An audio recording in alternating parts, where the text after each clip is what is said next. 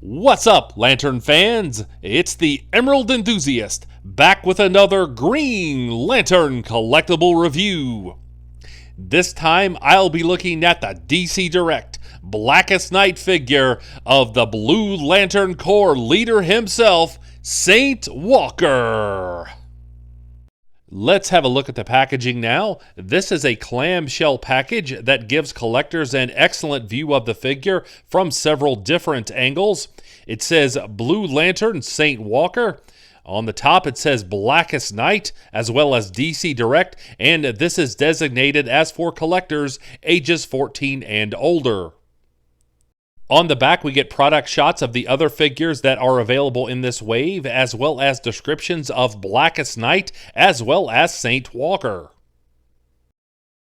Here are close-ups of those descriptions. If you would like to read these, just hit pause and do so now. And now let's bust open this package and see what's inside.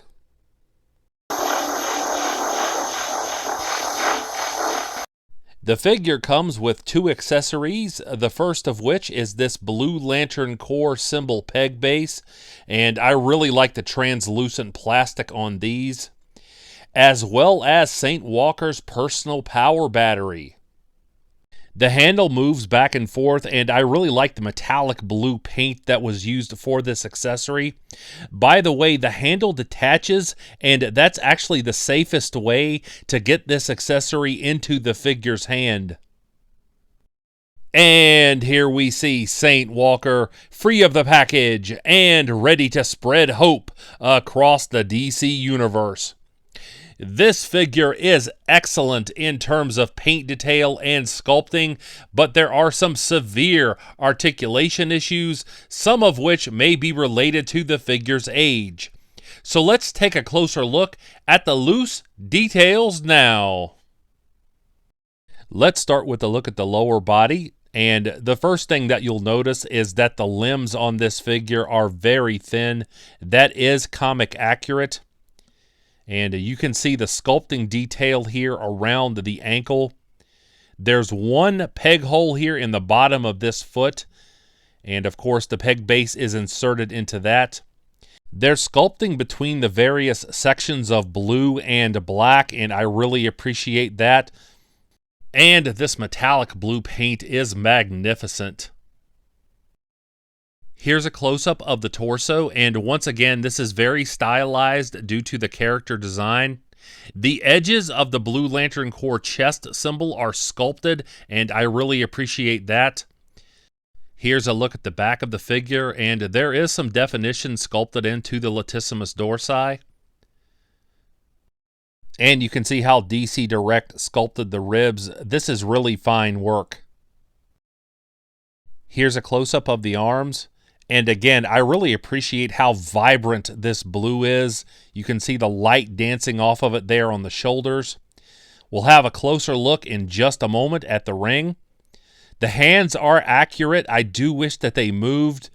And I'll talk more about articulation in just a moment. But these arms are an accurate representation of what we see in the DC Comics books.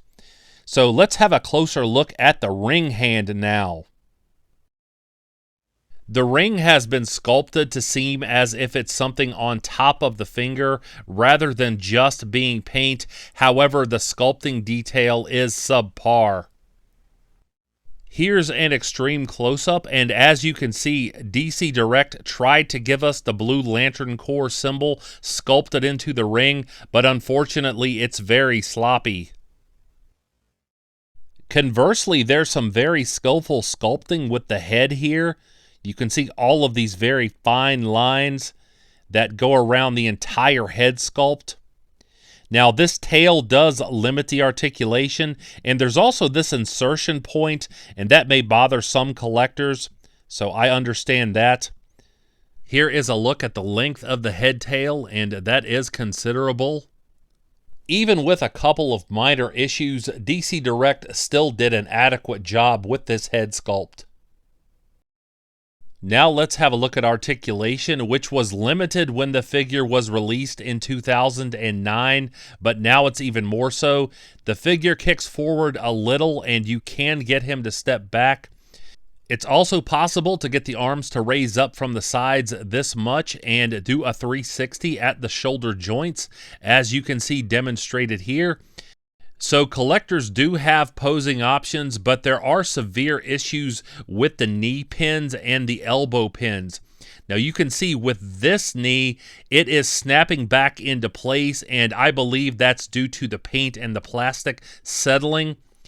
Both knees are supposed to articulate to this degree, and if you start forcing joints, especially on old DC Direct figures, you run a severe risk of damaging them.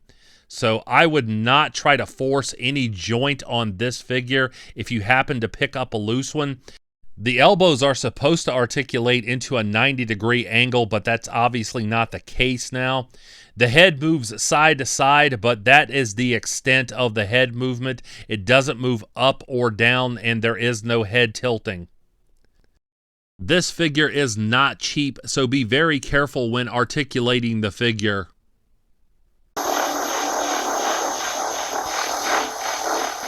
Like and subscribe if you enjoyed this review, and please tell all of your friends about this channel. I would certainly appreciate it. And I'll be back with more action figure content soon. But until we meet again, this has been the Emerald Enthusiast, and thanks for watching.